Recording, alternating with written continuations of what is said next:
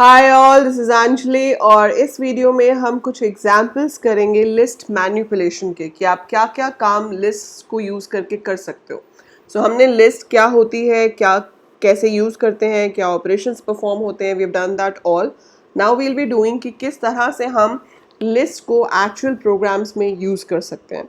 So there are some sample programs given in your NCERT book, so I just show you those. And बाद में हमने काफ़ी सारे programmes already किए भी हुए हैं जो कि मैंने अपलोड किए हुए हैं इसी प्लेलिस्ट के अंदर, आप चेक कर सकते हो। There are many programs based on list, ताकि आप समझ सको कि लिस्ट की प्रोग्रामिंग कैसे होती है। But I am just going to explain you the programs which are mentioned, which are given in the NCERT book. And before I do that, अगर आपने अभी तक चैनल को सब्सक्राइब नहीं किया, you are visiting for the first time, so you are going to get complete lectures for class 11th as well as 12th IPCS both on this channel with proper revision material, sample papers, test series, everything. So do subscribe the channel and you're going to get this all for free. So subscribe the channel and keep the notification bell on so that जब भी कुछ upload हो आपको उसका पता चल जाए। इतना ही नहीं, अगर आप कंप्यूटर साइंस एंड आईपी के बाद आगे जाके BTech, BCA, MTech, MCA, BSc computer science कुछ भी करते हो, so you get all programming languages over here on this channel. So let's start with the list manipulation thing. That's the topic for today. So watch the video till the end to understand कि कैसे हम list use करके programs बना सकते हैं। 3 programs इन्होंने यहाँ पे explain किए हुए हैं। Write a program to allow user to perform any those list operations given in a menu. So आपको एक menu दिखाना है user को, that is to append an element, insert an element, append a list to the given list, modify an existing element, delete an existing element from its position, delete an existing element with a given value, then sort the list in ascending order, sort the list in descending order and display the list. So अभी हमने last lesson में किया था कि जो functions और methods हैं वो लिस्ट पे क्या क्या अवेलेबल है, अब उन सबको आपको एक ही प्रोग्राम में डालना है और आपको इसको मेन्यू ड्रिवन बनाना है। मतलब यूज़र से हम ऑप्शन लेंगे और उसके बाद हम वो काम करते जाएंगे, ठीक है, कि हमें कितनी बार क्या क्या ऑपरेशन परफॉर्म करने हैं। सो लिस्ट ऑपरेशंस में अपेंड एन एलिमेंट में कौन सा फंक्शन यूज़ होगा? Append. Append is the name of the function. Insert में इंसर्ट फंक्शन यूज़ होगा। Append a list to the given list, इसमें यूज़ होगा एक्सटेंड। देन है मॉडिफाई एन एग्जिस्टिंग एलिमेंट, इसको तो हम डायरेक्ट इंडेक्स पे जाके वैल्यू चेंज कर सकते हैं। Deleting N existing element from its position के लिए पॉप यूज़ होगा। Delete N existing element with a given value के लिए रिमूव यूज़ होगा। सॉर्ट के लिए सॉर्ट ही यूज़ होगा, बस इसमें हम नॉर्मल सॉर्ट लिखेंगे और इसमें reverse is equal to true लिखेंगे। सो ये बेसिक फंक्शंस हैं। अब वो लिखेंगे कैसे हम? यहाँ पे इन्होंने क्या किया, देखो, एक लिस्ट ले ली पहले से, माई लिस्ट, जिसके अंदर ये 5 नंबर्स लिए हुए हैं, ठीक है। चॉइस इनिशियली 0 ले लिया। फॉर अटेम्प्ट इन रेंज 3, मतलब लूप 3 बार चलेगा।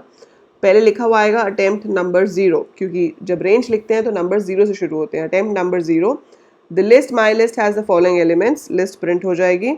उसके बाद ऑपरेशंस हमने बता दिए कि ये करो प्रेस। अब चॉइस में पूछ लिया कि अपनी चॉइस एंटर करो 1 से 9 के बीच में। सो अब ये है मेन कोड। अगर तो चॉइस आती है 1, तो आपने यूज़र से एक नंबर पूछा जो लिस्ट में ऐड करना है, फिर लिस्ट का नाम डॉट अपेंड, जो भी नंबर यूज़र ने एंटर किया वो हमने ऐड कर दिया और फिर मैसेज शो कर दिया element is appended. Same way insert में आप 2 चीज़ें पूछोगे। अब एक तो नंबर तो आपको लेना ही है, अलॉन्ग विद दैट आपको पोजीशन भी लेनी है कि किस पोजीशन पे इंसर्ट कराना है। So list dot insert position comma element लिख देंगे तो वो उस पोजीशन पे एलिमेंट इंसर्ट हो जाएगा। देन आपको कराना है एक्सटेंड, एक लिस्ट के पीछे दूसरी लिस्ट। तो हमने यहाँ पे पूछ लिया कि enter the list to be appended. So user is going to input a list और वो मेरी एग्जिस्टिंग लिस्ट के पीछे ऐड हो जाएगी। अगर चॉइस 4 है तो आपने पूछा पहले enter the position of the element to be modified, फिर हमने चेक किया कि वो जो पोजीशन है वो वैलिड भी तो होनी चाहिए। अब यूज़र कहता है कि 12th एलिमेंट को चेंज कर दो, मेरी लिस्ट में 5 नंबर है, मैं 12th एलिमेंट कैसे चेंज करूँगी? That's not possible.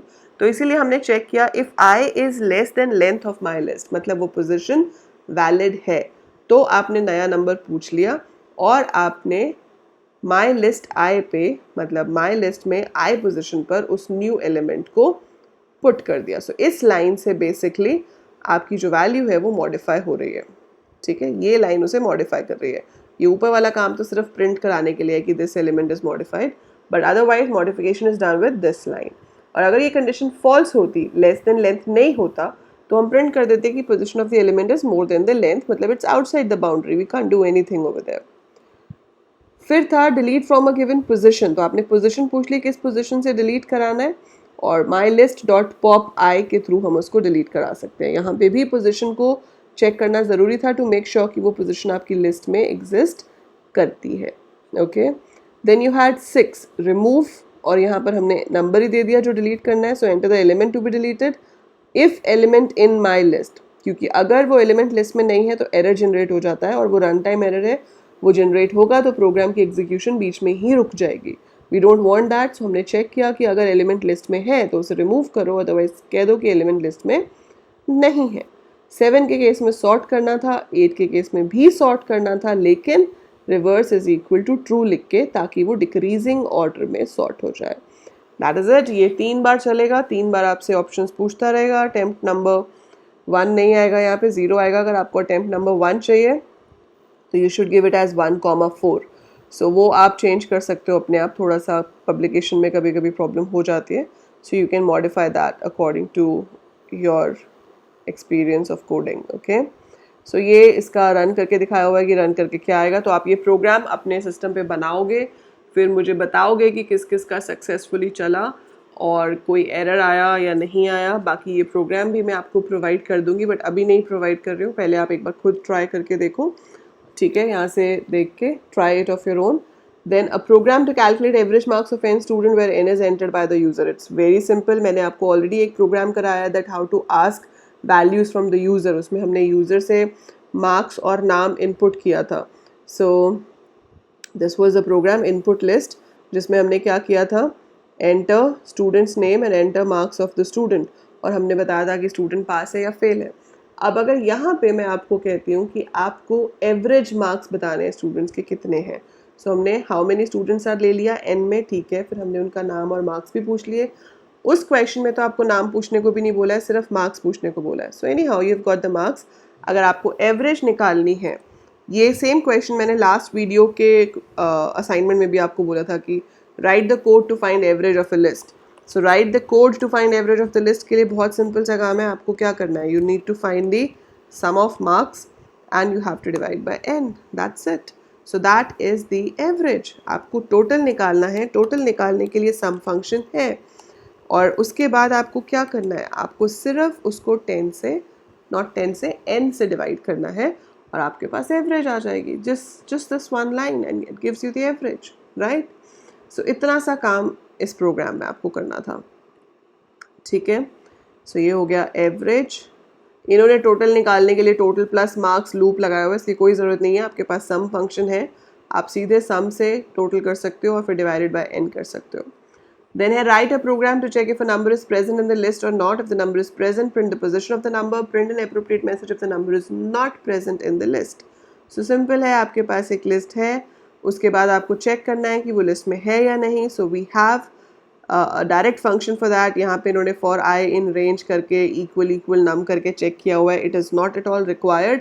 हमने अभी किया था लिस्ट में कि इन फंक्शन होता है हमारे पास, तो आपको कोई वैल्यू देखनी है लिस्ट में है या नहीं, तो आप सिर्फ लिख सकते हो इफ़ वैल्यू इन नेम्स, ठीक है। अगर तो वो है तो ट्रू, मतलब वो लिस्ट के अंदर है, अगर नहीं है तो फॉल्स आएगा। अगर वो लिस्ट में है तो क्या होगा, आपको उसकी पोजीशन बतानी है। तो पोजीशन बताने के लिए अभी हमने फंक्शंस में किया था लास्ट वीडियो में कि इंडेक्स नाम का फंक्शन होता है।